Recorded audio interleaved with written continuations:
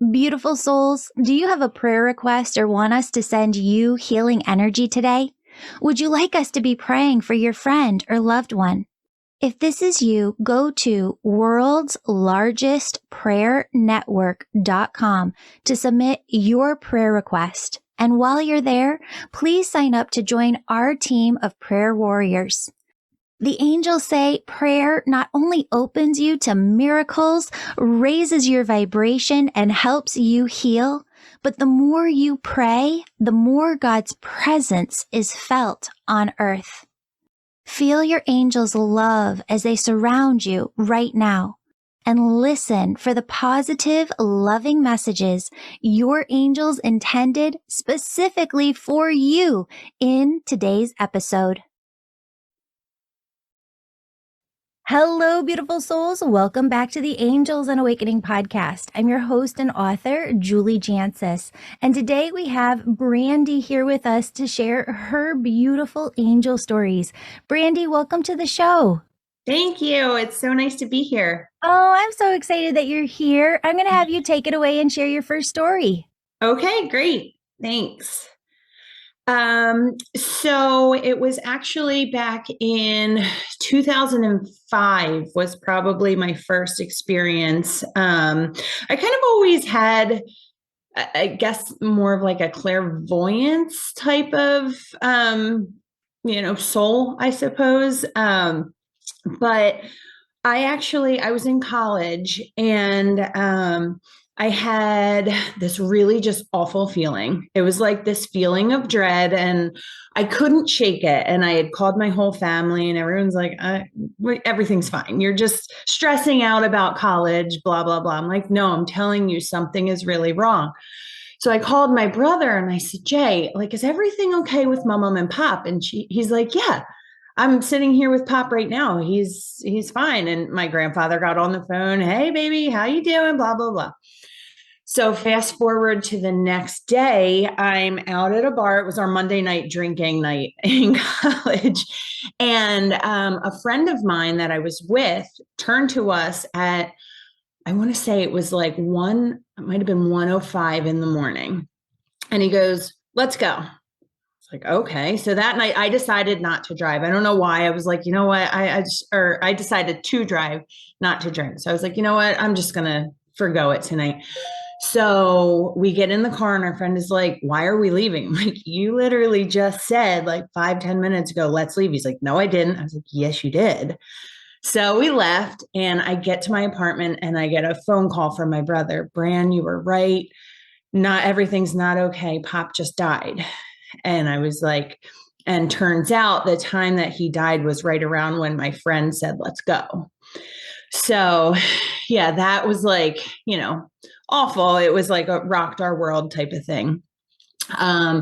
So a couple nights later, I have this dream and we're all at my grandfather's garage and my whole family's crying and they're crying. He's not here anymore. Guys, what are you talking about? He's right here. Stop it. He's not right here. And my grandfather just starts laughing hysterically in my dream. And I'm like, Pop, what's so funny? And he goes, baby, they can't see me. And I was like, what do you mean they can't? He's like, I'm gone. He's like, I was just coming to tell you that everything's okay. I'm all right. And I was like, okay.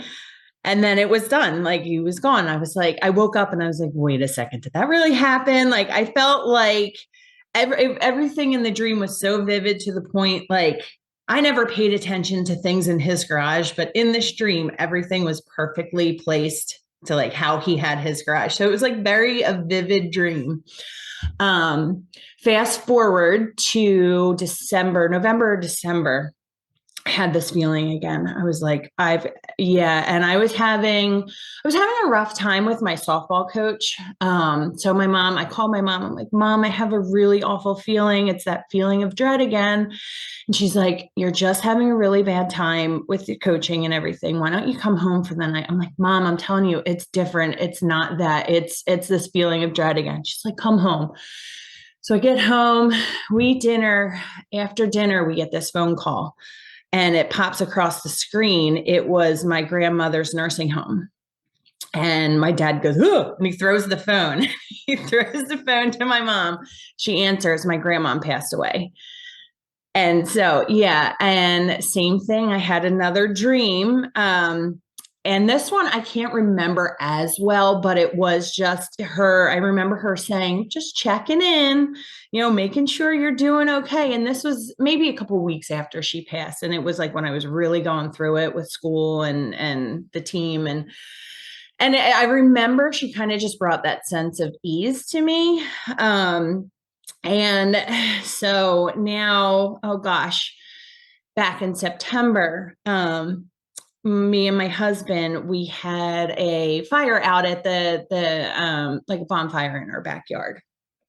And all of a sudden, around like 9 o'clock at night when we're out there, I just got this like intense headache out of nowhere, like this full pressure.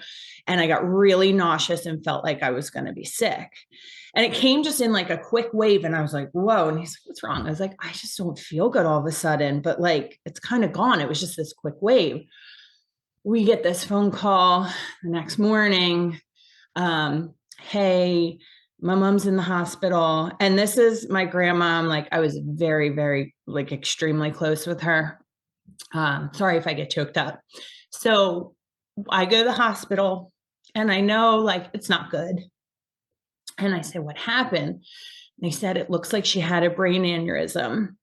And when they found her, she had vomited, and they think it happened like in the evening, late last night.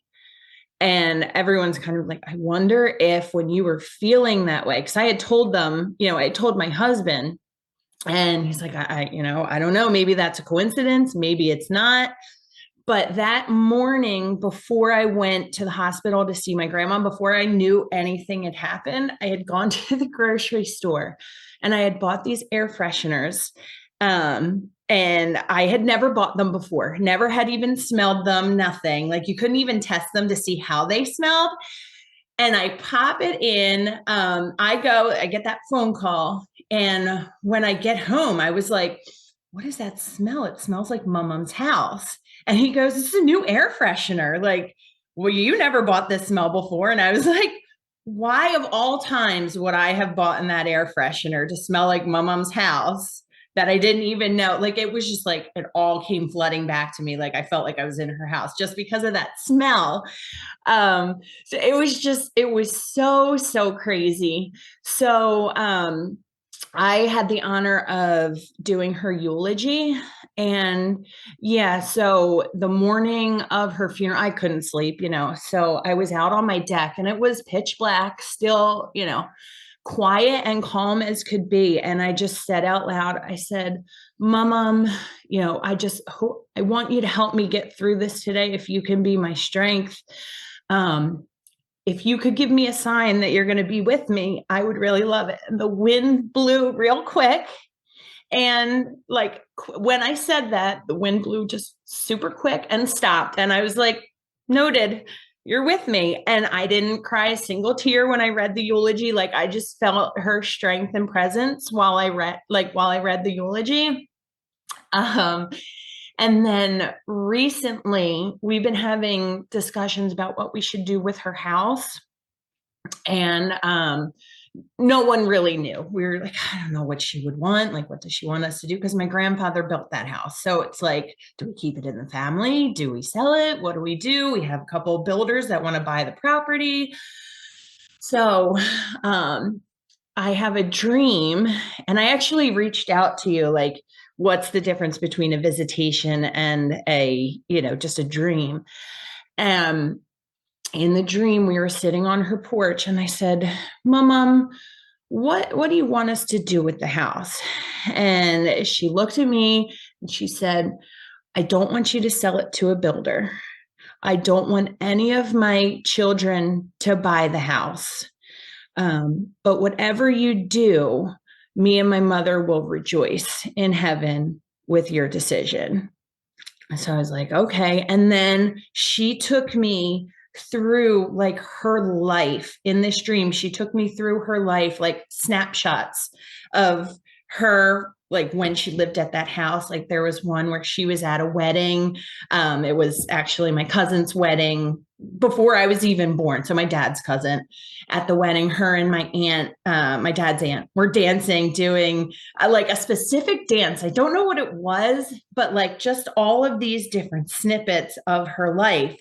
She showed me her one friend who like looked beautiful. My aunt who had passed away, she looked beautiful and young. And I was like, I've never seen them like this before. Like, and it was real. I woke up like, oh, and in the dream, like at the end of it, she was walking aside me, and then there was a white feather and another white feather and another, and like towards the end of the dream I was just like picking up these white feathers, and it's like, what the heck does a white feather mean? I have no idea what a white feather means.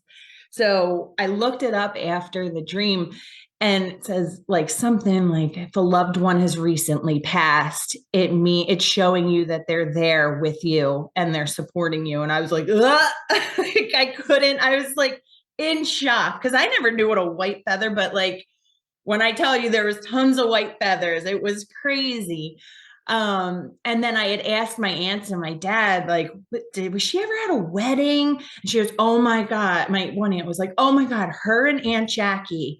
And I said it was at Billy's wedding. And they're like, Aunt Jackie had a party because it was a non-alcoholic wedding. So after the wedding, they went to my Aunt Jackie's house and had a party. And she said her and Aunt Jackie were dancing like crazy to the jitterbug. And I was like, that's what she showed me. It was so crazy. Like not anything I'd ever been a part of. So like her showing me things that I wasn't a part of, like, I don't know. It just was really like calming. So all my aunts are like, I'm jealous. Could she come visit me? I'm like, I don't know. How would I know? So those are the most poignant, I guess angel stories that I have. I love them. They're amazing. Yeah. So I want to go into this a little bit because Spirit's been showing me a couple of different things, and I've just been making notes as you've been talking.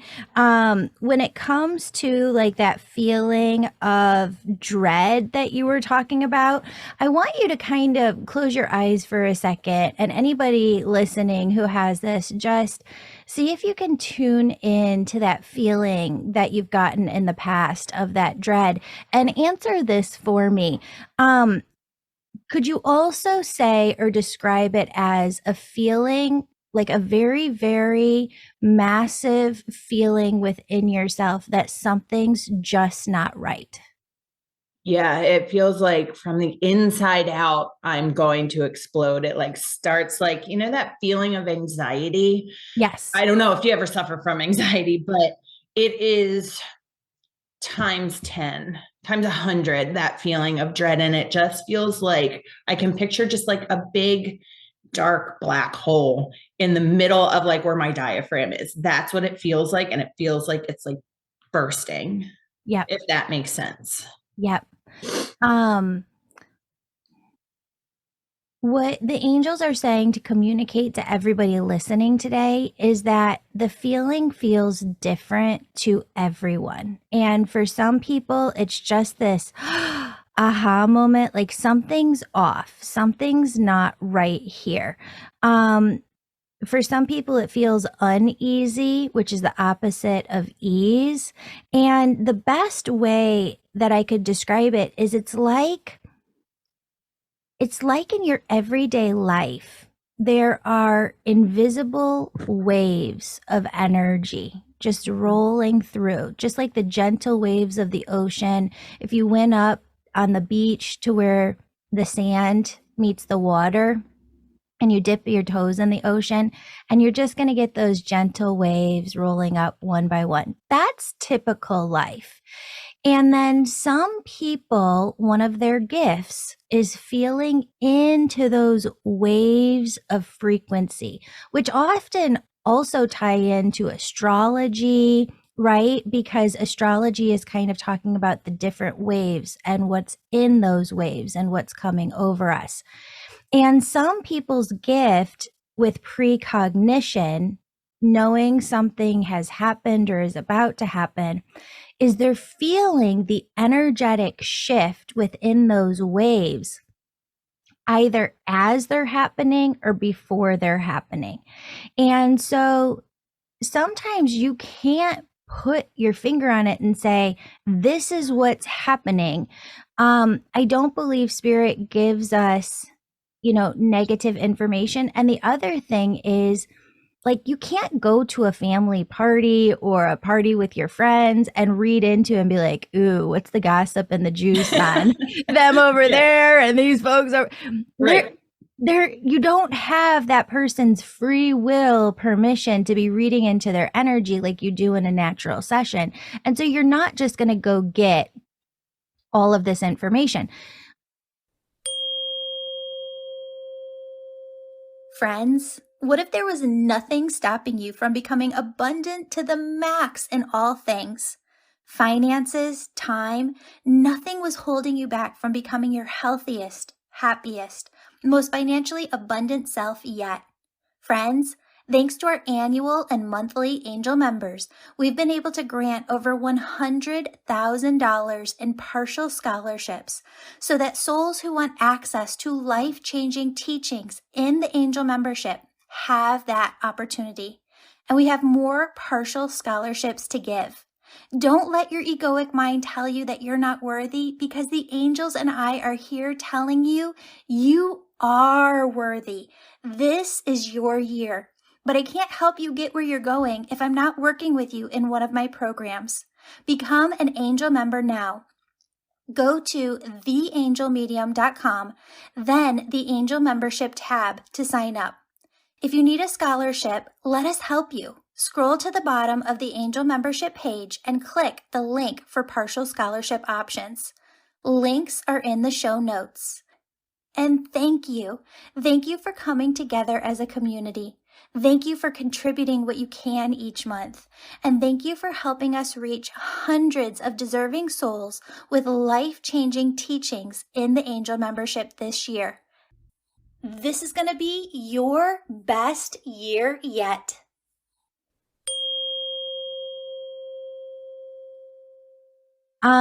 You might have it at times where something comes over you where it's just this energy of something's not right. And I want everybody listening, and you too, Brandie, to think about if you've ever seen the old movie from 1990s, Home Alone, right? They leave the little boy at home, Macaulay Culkin, the mom, the dad, they get on the plane, and this feeling of something's not right is best seen when that mom is on the plane and the kids are all in the back. She's got like her glass of champagne in front of her. She's settled into the plane.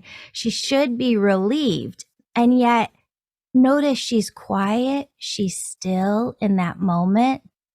And that's where she's allowed or able to feel the energies of those invisible waves, right? Right. And so she gets a wash of this huge wave. Something's not right. And she immediately sits up like, did you close the garage door? No, that's not it. Did you unplug the toaster, or the coffee maker? Right. No, that's not it. And then she's like, it's Kevin. She keeps going. It's Kevin was left home alone. That's the best that I can kind of describe this like emotion and feeling that comes over you. But I love how with your particular spirit team, they constantly follow it up for you with validators in your dreams and different signs that you were getting. And people listening at home can ask for those too. So,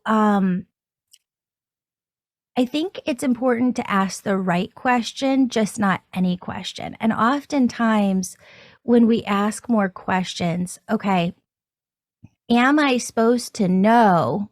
Do you want me to know what's not right? Or are you preparing my energy for something? I think that's a question to ask. Because I bet if you went back, Brandie, and really kind of meditated into this, the wave of something's not right prepared your energy so that when you heard the news about your grandma or your grandpa, it hit you like a ton of bricks, but maybe not as hard as it would have if you didn't have that precognition feeling. What do you think? Yeah. Yes. And it's hard too for an anxious person like myself when something like that happens, and then I'm like, oh my God, now, and then my head just spins, and I'm like, all right, take a breath. What does this mean? So yeah, for when I was younger, when it happened the first time, it was hard for me because it was like anytime I had a bad feeling, I was like, oh my God, something bad's going to happen. Everyone, don't drive, don't get on a plane. Don't, you know what I mean? Like stuff that I couldn't control. And it was just my irrational thinking because I associated that feeling with death automatically, you know? So how did you get out of that? Because that's where I think a lot of humanity is. And I think that that's why spirit doesn't bring through a lot of negative information, is because most people get so anxious and upset about it that they start fearing the worst. And you can't control everybody in your life. You can't stop living. Right. So how did you work through that? A part of it was growing up, honestly, and growing wiser, if you will. Part of it was just a lot of self work and sitting in on those feelings and just being, trying to tell myself this is irrational thinking. Like the fact that I was given those validation dreams afterwards helped. But sitting in on my thoughts and thinking, okay, if the worst does happen, what's the worst that's going to happen to you? How can you fix that? How can you prevent your spiral? And just kind of a lot of self work. So talking to myself, making sure that I wasn't letting myself go down that path, and a lot of self-reflective, okay, what's the worst that's going to happen? If you're in this place, what's the worst that's going to happen? You'll still be here tomorrow, kind of thing. So validating that I'm going to be okay. As you were talking there, the angels were just saying as well that sometimes precognition is a sign in and of itself, just the angels, your loved ones on the other side, saying, I'm with you as you go through this. Yeah. And I feel their energy quite often. I randomly get smells of my grandfather in places. Like I was in church when my husband is Catholic, and I didn't grow up with a religion, and I was like, oh my God, I'm so confused. What is happening? I'm sitting there getting frustrated, right? And it's in the middle of the priest's homily, and all of a sudden I just got this whiff of Old Spice. Nobody moved around me, and that was like my grandfather's go-to smell. Yeah. And I just got this sense of calm, it's going to be okay. And he was very Catholic. So he was very much into the Catholic religion and teacher and whatever. But he to me, it was his sign of you're going to be okay. I'm here. And I was like, all right, I hear you, Pop.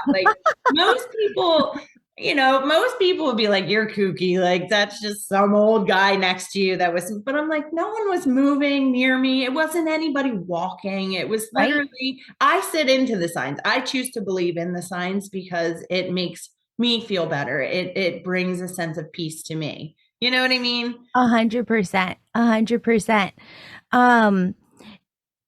So you had asked a question during the podcast that I want to make sure everybody gets an answer to too. What's the difference between a visitation dream and just a regular dream? And when you have that visitation dream, you wake up knowing that you had a dream. You wake up remembering it oftentimes, and there's some emotion to it. That emotion could be the connection you felt between you and your grandma in that dream. It could be when I've had visitation dreams from my dad.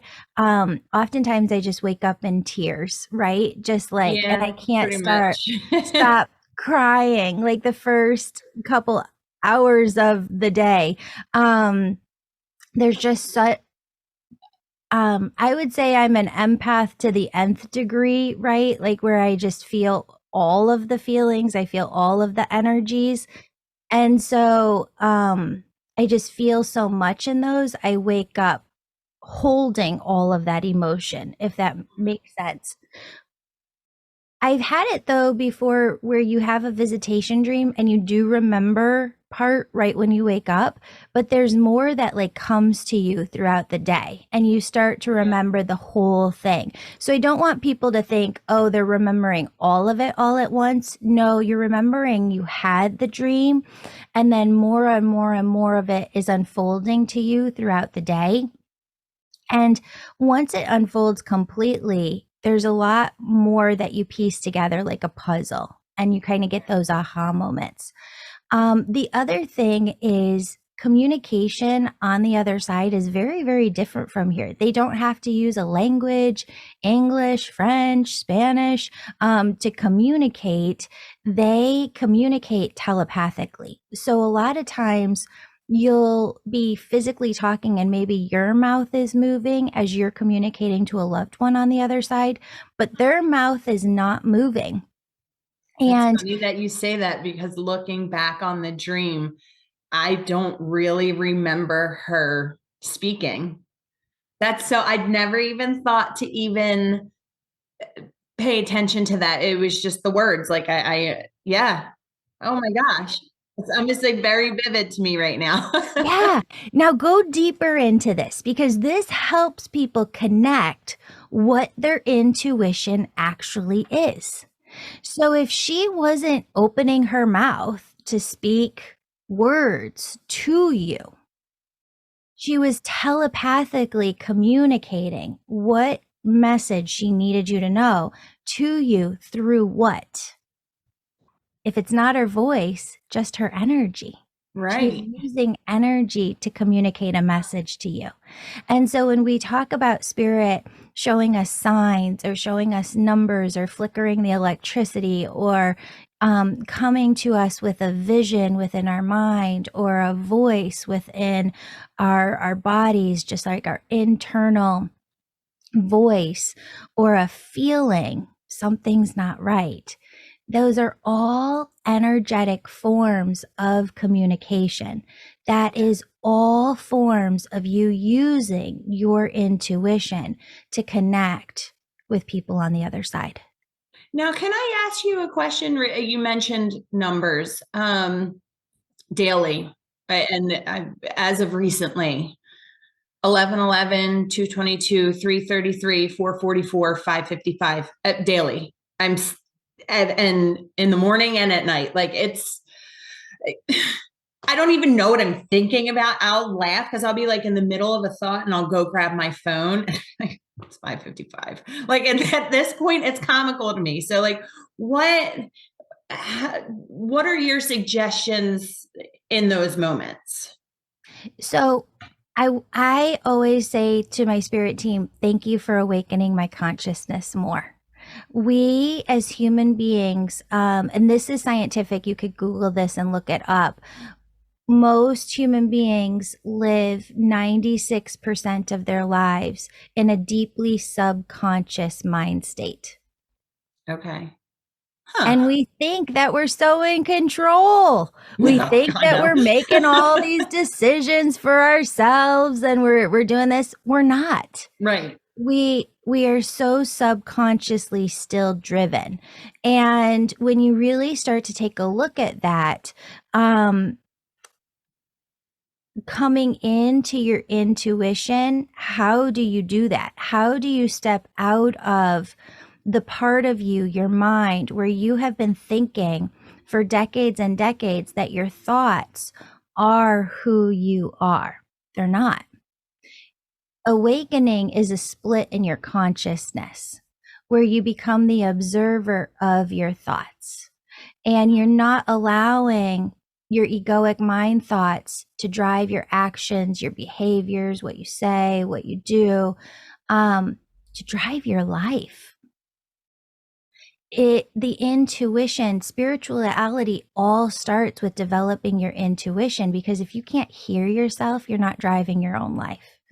And if you can't hear into your own intuition, you're not allowing spirit, God, universe, source, your angels, your loved ones to help you on your spirit team. Okay. So when you see those numbers or those signs or the cardinals or the butterflies or whatever it might be, the green dinosaur, it is spirit awakening your consciousness. It is spirit helping you split from that egoic mind and become the observer of your thoughts. Because in that split moment where you just recognized, oh my goodness, it's 11:11, you think to yourself, you're seeing your thoughts.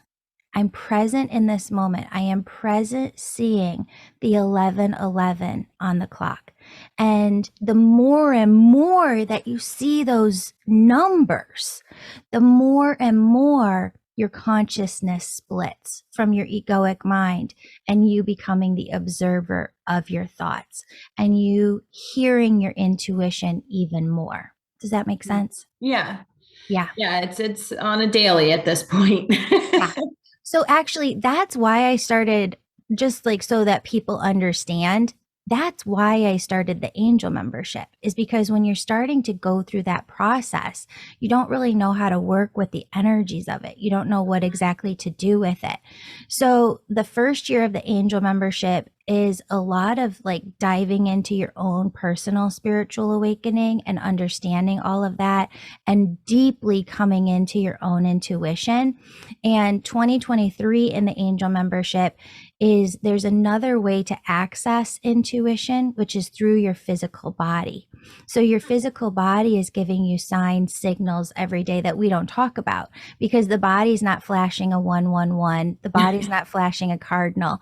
The body is using other signs and symbols to get your attention. So all of 2023 in the angel membership, I wanted it to be like a spa where you're going into, we have, I think, over 24 people coming into the angel membership this year, and just trying all of these different healing modalities that bring you into the physical body to access your intuition. And so it's coming into your intuition on an even deeper level. Yeah. Yeah. That's awesome. Yay! I love that. Brandie, yay. Brandie, do you have a son? I do. Yeah. Your grandma and your grandpa on the other side, and there's some other people around them. Keep talking about him. I don't bring through anything negative, but what's he going through in life right now? Or like, where's he at? He's in first grade.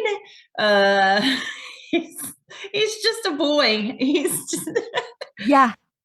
Is there something that, like, yeah, I don't know. Yep. What they keep talking about is two different things. I feel like you would think on the outside he's very, very good at making friendships, but he needs some help with that. He needs you to kind of be calling other moms, getting other play dates together, and that your grandma's very clear on this, not just like one best friend. He's a type of kiddo who needs a couple of besties so that if one's not around, he's got the other ones to fall back on. And your grandparents are also saying, look at the skills you want him to build over time. So it's not like, okay, well, I'm just going to go put him in football or baseball or painting or, whatever it might be. What are the skills you want him to have? Because they keep talking about he's a very, very bright child. And, I feel like he might get bored a little easily, but if you really look at it, it's not a behavioral issue. It's because he's so smart. He's okay, so some people are slow processors and some people are fast processors. I'm a slow processor. I need time and space to process the information. Other people aren't like that. He's a very fast processor. So when like teachers keep going over the same stuff, he's got it. He's moved on. He's ready to Yeah. keep going. And so teachers can see that sometimes as behavioral stuff, but it's not. He's just a fast processor. Yeah, he's he's great in school. Everyone, like all of his teachers, like, I wish I had a bunch of JJs in my class. Yeah. At home with me, he's emotional outbursts, like Yeah. it's crazy. I'm like, dude, what is going on? And freaking out. So that makes sense to me that, that you say that, because he does catch on very quickly to Very things. quickly. He's Yeah. very, very fast. So with those kids, they're often like gathering different skills in a basket, right? And so once they've got a skill, they want to hop to the next level of the skill or the next skill. And that's what your grandparents keep showing me. Don't focus on the activity so much as what is the skill that he's getting from it. Okay. It helps him understand why he's doing what he's doing too. Oh, okay. Mm-hmm. Huh. Yeah. That's awesome. And then the kids podcast would be awesome because you're right. He's highly sensitive empath. Is he? Yeah. Oh, okay. He That's feels cool. a lot of feels. Yes. That's funny that you say that, because like he doesn't really talk about that kind of stuff. My daughter, on the other hand, she had a moment when she was like due. I'd asked her, I'd shown her a picture of my grandfather, and I said, do you know who this guy is? And she's like, yeah, he was playing with me at the park today. And I was like, what?